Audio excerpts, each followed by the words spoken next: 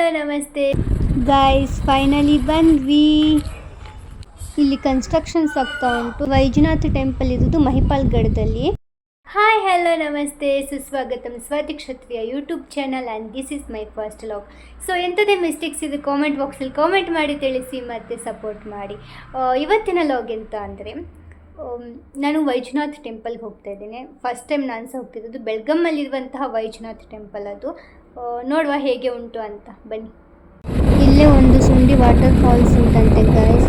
So ನಾವೆಂತ ಅಲ್ಲಿ ಹೋಗಲಿಕ್ಕೆ ಪ್ಲ್ಯಾನ್ ಮಾಡಲಿಲ್ಲ, ಯಾಕೆ ಅಂದರೆ ಈಗ ಮಳೆ ಇಲ್ಲ ಅಲ್ಲ. ಮಳೆ ಇಲ್ಲದ ಕಾರಣ ಇದೆಂತ ನೀರು ಕೂಡ ಇರಲ್ಲ ಅಂತ ಅಂದ್ಕೊಂಡು ಟೆಂಪಲ್ಗೆ ಅಷ್ಟೇ ಹೋಗಿ ಬರುವ ಅಂತ ಅಂದ್ಕೊಂಡಿದ್ದೇವೆ. ಗೈಸ್, ಫೈನಲಿ ಬಂದ್ವಿ.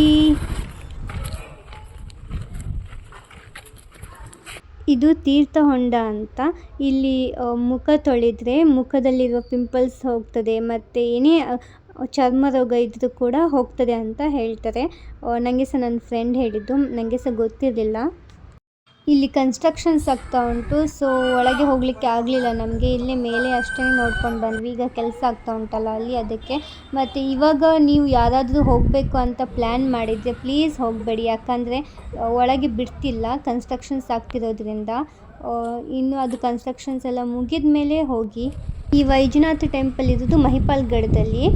ಮತ್ತು ಈ ಲಾಗ್ ನಿಮಗೆ ಇಷ್ಟ ಆದರೆ like, share, comment and subscribe ಮಾಡಿ. Thank you for watching.